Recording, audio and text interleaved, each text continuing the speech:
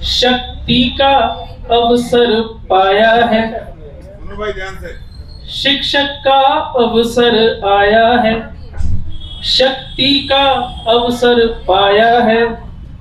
दिल्ली ने फिर से दिल देकर, दिल्ली ने फिर से दिल देकर मेरे वीर को अजय बनाया है। शिक्षक का अवसर आया है, शक्ति का अवसर आया है। दिल्ली ने फिर से दिल देकर मेरे वीर को अजय बनाया है। इनकी ही करनी में दम है, इनकी ही करनी में दम है। ये है दीपक बाकी तम है, ये है दीपक बाकी तम है। प्रतिपक्ष की क्या ही बात करूं, प्रतिपक्ष की क्या ही बात करूं। खोखलवा दे मजबूती कम है। शिक्षक का अवसर आया है, शक्ति का अवसर पाया है। मतदान की ताकत को जानो, अभिमान को अपने तुम मानो। मतदान की ताकत को जानो, अभिमान को अपने तुम मानो।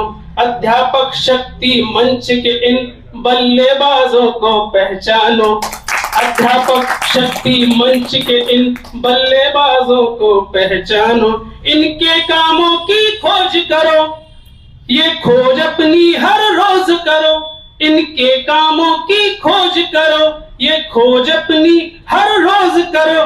पहले ये जरा इतिहास पढ़ो, पहले ये जरा इतिहास पढ़ो, फिर तुम हम पे विश्वास करो। शिक्षक का अवसर आया है, शक्ति का अवसर पाया है।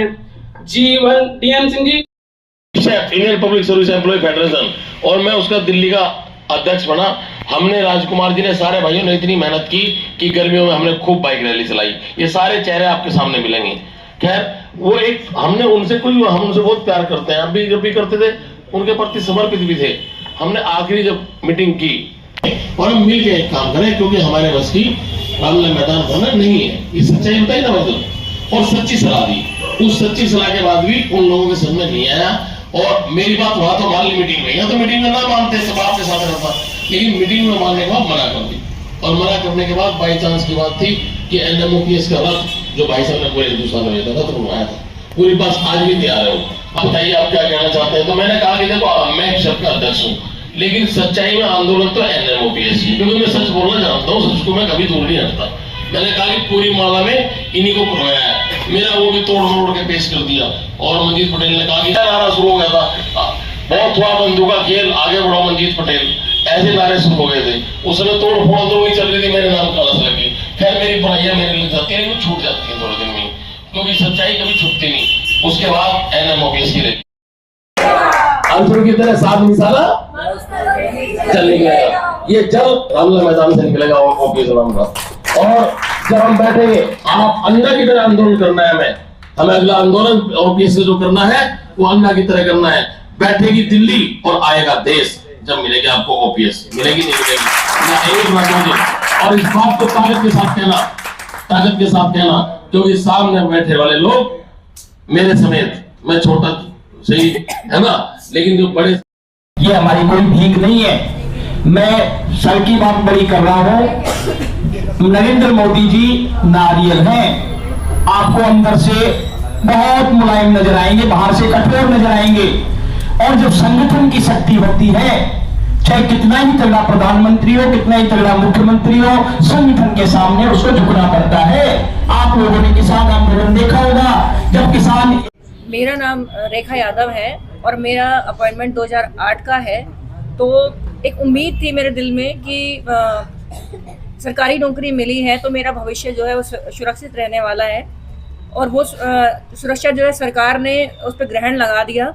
और जितने भी मेरे साथी हैं वो सब कहीं ना कहीं चिंतित हैं इस बात को लेकर कि उनका, आजकल आप सभी जानते हैं कि सभी न्यूक्लियर फैमिलीज़ में रहते हैं और बच्चे सबके कहीं बाहर हैं, तो पेरेंट्स जो हैं वो अकेले ही हैं हम लोग। तो उनकी सुरक्षा कैसे रहेगी जब उनके पास पैसा ही नहीं होगा। तो जो हमारी जो पेंशन स्कीम है वो एनपीएस हमें दी गई है सरकार के द्वारा, जिससे हम बहुत असुरक्षित हैं और बहुत डरे हुए हैं कि हमारा जो फ्यूचर है वो कोई बहुत ज़्यादा ब्राइट हमें नज़र नहीं आ रहा है। तो अगर हमें अपना फ्यूचर ब्राइट रखना है, करना है, तो एक सबसे पहले मजबूती है कि हमारे हाथ में पैसा होना बहुत ज़रूरी है। बिना पैसे के कुछ भी संभव मुझे नज़र नहीं आता। एक बुजुर्ग व्यक्ति वो काम तो नहीं करेगा तो भविष्य अपना उसका वो कैसे अपना बीमारी और कैसे अपना रोज़मर्रा की ज़िंदगी वो गुजारा कैसे करेगा। तो सरकार ने हमें बिल्कुल एकदम अपाहिज बना दिया है, असुरक्षा की भावना हमारे अंदर भरी हुई है। तो अगर वो दूर करनी है तो हमें जो ओल्ड पेंशन स्कीम है वो हमारी ज़रूरत है, हम सभी की ज़रूरत है।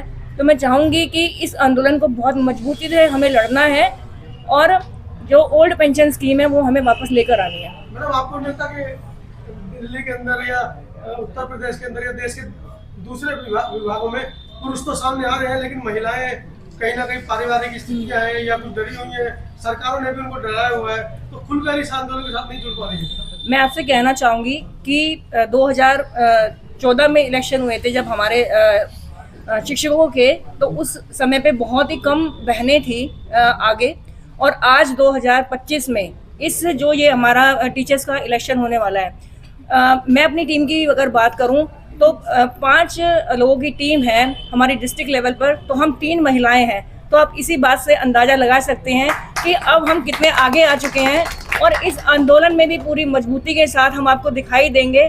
और बहनें अब पीछे नहीं हैं और हमारे परिवारों की और हमारी सोच जो है वो समाज की बदल रही है, और हम सबको जो है ना वो आज़ादी और आगे बढ़ने की हिम्मत हमारे परिवार हमें दे रहा है और आगे भी हमें मिलती रहेगी और हम पूरे जोश के साथ और हिम्मत के साथ वो डटे रहेंगे। एक बार अपना पूरा परिचय और किस जगह से आए?